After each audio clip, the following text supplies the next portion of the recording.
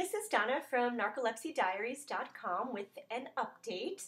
I know it's been long overdue, but just some news to report. I actually relocated a few hours away across the great state of Pennsylvania. So instead of Northeast PA, I am in Central Pennsylvania, working for a college in the marketing and communications office as a web content editor. So a little bit of a change. So with that relocation and with the job hunt, the apartment hunting, and things like that, I felt a little behind. But so I wanted to make an update. I received, I haven't even actually checked the Narcolepsy Diaries email in quite some time, and there were a few email messages as of late, and I replied to them, and it pretty much inspired me to do a new video update. So basically, what is new with me is that I am taking xyrem more regularly than I ever have before. And I am actually getting up before my, not before my alarm goes off, but I have several backup alarms. So I have a 6 o'clock, a 6:15, a 6:45, and then an 8:15 alarm that says leave for work now. Now, I've had this alarm system set up for several months, and going back to my previous job, sometimes I would finally wake up when that leave for work alarm goes off. So I would show up at work. Thankfully, I worked 5 minutes away, but with wet hair, looking all disheveled, and it's not fun. And if you have narcolepsy or any other sleeping disorder, you understand exactly what I'm talking about. And that's sometimes hard when you walk into the office and people don't understand what you go through. They think you're just lazy or you were out partying the night before. Which leads me to something else. I used to go out quite frequently, not that I was a complete party animal, but you know, I might go out and have a few drinks after work. And if you watch some of my previous videos or read some of my previous blog posts, I was scared how the xyrem would affect my social life. So now that I'm here in a new area and I really don't know anybody yet, I think that's one of the reasons why I've been more successful with the xyrem, and it's really, really finally working for me consistently. It's because I kind of let my social life get in the way of the drug, and now that I don't have those temptations, I'm doing a lot better on it, and once I do start meeting people, I'll probably be doing social activities a lot more sparingly. Some of the side effects of that, or actually good side effects of that is I'm waking up, I'm going running or walking in the morning. I actually just started running, and the only physical activity that I've done is getting up off my chair and going to get a snack, whether I'm at home or at work. So I definitely feel a lot more energized in the morning and throughout the day.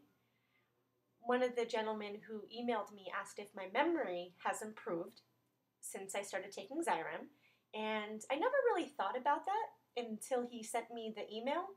But in my late 20s, now I'm in my early 30s, I've always had trouble with short-term memory. I have a MFA in creative writing, and I did memoir for my thesis, so I definitely have a great memory, childhood memories. They really stick with me, and I probably spend a little too much time reminiscing. But as far as the short-term memory, just forgetting what I'm doing, I have had that. But now, with the xyrem mixed with the Ritalin for during the day, I do feel more focused, and I do feel that I can recall things, easier than I had in the past. So I don't think the xyrem actually improves my memory, but I think it just makes me more alert and things don't slip my mind as much. Other things, I have found that I don't like taking the xyrem with water. Obviously, I've said that before, but the Crystal Light is kind of gross also. So I take it with sugar-free Kool-Aid, and I didn't have Kool-Aid the one time, so I did it with some Turkey Hill iced tea. Turkey Hill is kind of local to Pennsylvania, so if you ever are driving through Pennsylvania, get Turkey Hill iced tea. But it tastes awful with iced tea, so I don't recommend that. So I went out and got more Kool-Aid, and that's really how I can stomach it. Another tip that I've learned is I'm just going to bed earlier. Sometimes I would stay up till midnight, and then I would take my first dose of xyrem, and then just a lot of times I would be afraid to take the second dose so late in conjunction with the time I had to get up in the morning. So I would often skip the second dose. So I think that was some of the issues where I wasn't getting the most out of the xyrem because I'd be afraid to take the second dose. So I'm trying to go to bed between 10 and 11, then wake up between 1:30 and 2:30, and then probably take the second dose and then wake up for work around 6. I don't have to be at work until 8:30, but I'm trying to get up at 6 o'clock to get some of the freelance writing in, or to walk in the mornings when I'm not running on lunch. I run 2 times a week with the partner at work and once on my own, and then the other days I just try and walk in the morning. So this way I can go to bed earlier and get a lot of this stuff out of the way before I wake up in the morning. Another new thing is I am living with somebody again. So I've been on my own for a few years, and when I relocated, my boyfriend came with me. So that's been a little bit of an adjustment too. So having that time in the morning, that alone time to focus on my writing is working. So everything's going great. Aside from the xyrem, I found this really great stuff. Of course, it comes in backwards on the camera here on my iMac, but it says Badger. It's Badger Sleep Balm. And it is kind of like the Burt's Bees, that kind of thing, only it's Badger Balm. And it smells great. I wish you could smell it. And I usually rub some on my temples before I go to bed, and then a little bit under my nostrils, and then sometimes on my lips, and then usually I rub it on my neck too. So what this does is I'm laying there and I'm just relaxing, and it's helping me escape. And I went to Seattle a few weeks ago with a friend of mine, and she borrowed this also, and she loved it. She said she was going to try and find a store and to buy it. So I got mine at just a little Amish shop in the tourist country around here, and they also sell it online.